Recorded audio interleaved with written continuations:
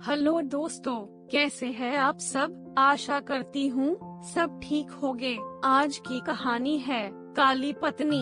अरे रजनी, तुम सांवली हो, ऊपर से यह काली साड़ी, वो अच्छी दिखेगी क्या तुम्हारे ऊपर। पहले ही तुम्हारे रंग को देखकर लोग ताना मारते हैं। पवन रजनी को बोला। देखो ना पवन, मैं बोलती तो कहती सास बोलती रहती है हमेशा। ऐसा लगता है जैसे कौवे को काला टीका लगाया हो। पति और सास का बोलना सुनकर जरा उदास हो गई। वो काली नहीं थी, कृष्ण वर्णीय थी और रजनी नाक नक्शे में अच्छी थी। पर पति और सास कलर को लेकर रजनी को हमेशा ताना मारते थे। क्या करे वो भी, वह गोरा और रजनी कृष्ण वर्णीय। लोगों का क्या, वो तो नाम रखने में पीएचडी होते हैं। ब्लैक और व्हाइट जोड़ी बोलते थे दोनों को। पवन का मन वैसे साफ था। रजनी को अगर कोई कलर को लेकर बोलता तो उसे जरा भी अच्छा नहीं लगता था, इसीलिए वह भी थोड़ा बहुत बोल देता था ताकि वह जिद न करे। लेकिन जब वह बोलता था तो उसे इस बात का पछतावा होता था। उसकी मांग हर में हमेशा कड़वाहट रखती थी। आज भी वैसे ही हुआ। घर में उत्सव के माहौल में सुबह जब सास ने रजनी से बात की तो वह थोड़ी घबराई हुई थी। उसका चेहरा भी शांत था। पवन वास्तव में खुद पर शर्मिंदा था। अपराधी की तरह बैठने के बजाय वह काम के लिए बाहर गया। कई सारी महिलाएं काली साड़ी पहनकर सड़कों पर चल रही थी। सभी ही गोरी थी ऐसा नहीं था, लेकिन उन पर वह काली साड़ी अच्छी लग रही थी। पवन काम की जगह पर गया। उसका बचपन का दोस्त विक्रम और उसका पूरा परिवार साथ में था। जान पहचान हुई तभी पीठ के पीछे से विक्रम की पत्नी आई। वह भी काली सांवली ही थी, काली साड़ी पहनी थी उसने। पीछे से एक आवाज आई, प्रीता दीदी अच्छी दिख रही हो आप, आपकी साड़ी भी अच्छी है और आप भी। प्रीता के चेहरे पर खुशी आई, उससे ज्यादा विक्रम खुश हो गया था। पवन विक्रम को कुतूहल से देख रहा था। विक्रम ने वह देखा और जाना। वो पवन के सवालों को हल करना चाहता था। विक्रम ने पवन से सीधे ही पूछ लिया, पूछो तुम्हारे मन में जो भी है, मैं तुम्हें उसका उत्तर देने के लिए तैयार हूँ। पवन पहले हड़बड़ाया, फिर वह बोलने लगा कि नहीं नहीं, ऐसा कुछ भी नहीं है। विक्रम ने कहा, तुम मुझे नहीं जानते कि मैं लोगों का मन कितने अच्छे से पढ़ सकता हूँ। तुम तो मेरे बचपन के मित्र हो। तुम्हारे मन की बात भला मुझसे कैसे छुपी रह सकती है। विक्रम आगे बोला, चलो ठीक है, तुम्हारा सवाल भी मैं ही बता देता हूँ। तुम यही सोच रहे हो ना कि मेरी पत्नी जो रंग से काली और आज उसने काली साड़ी पहन रखी है, फिर भी वह और मैं इतना खुश कैसे। पवन सब कुछ शांति से सुन रहा था और कुछ भी बोल नहीं पा रहा था। विक्रम बोला, काला रंग ऐसा रंग है जिसमें दुनिया का कोई भी रंग मिला दे वह कभी नहीं बदलता, यानी कि किसी और रंग की संगत में वह अपना अस्तित्व कभी नहीं छोड़ता। इसी प्रकार प्रीता भी दिल से एकदम उस कलर के जैसी है, कभी भी रंगीन न होने वाली लड़की है। वह अपने मर्जी से जिए, यही मुझे लगता है। मैं उसे खुश देखना चाहता हूँ। लोगों का क्या, वह तो बैठे ही है बुरा भला बोलने के लिए। गोरी औरत रही तो छिपकली बोलते हैं, काली होती है तो चूहा या कौवा बोलते हैं। क्या क्या नहीं बोलते लोग।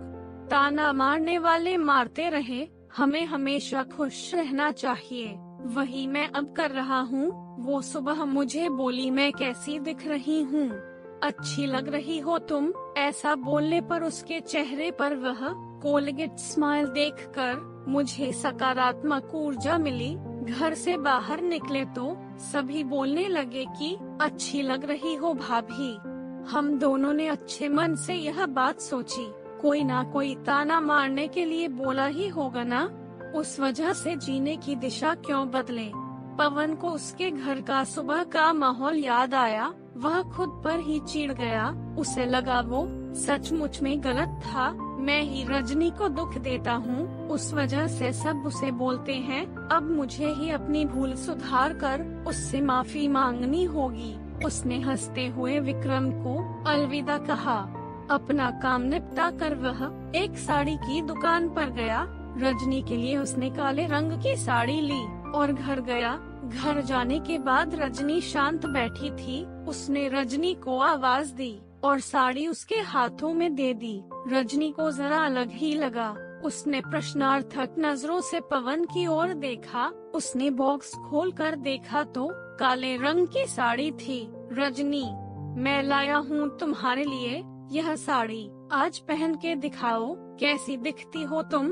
अच्छी नहीं लगी तो बदल देंगे साड़ी को, देखने तो दो कैसी दिखती हो तुम इस रंग में।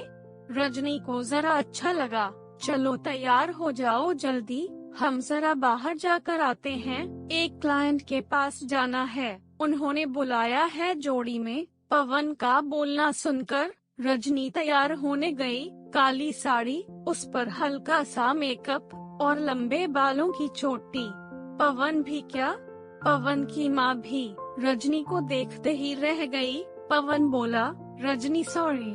हाँ, अरे लोगों की बातों में आकर मैं तुम्हें हमेशा बोलता रहा और खरा सौंदर्य किसमें है यह मैं भूल गया था, रंग दो ही है। यह जानकर फिर जीना छोड़ दे क्या, अपनी खुद की पसंद छोड़ दे क्या।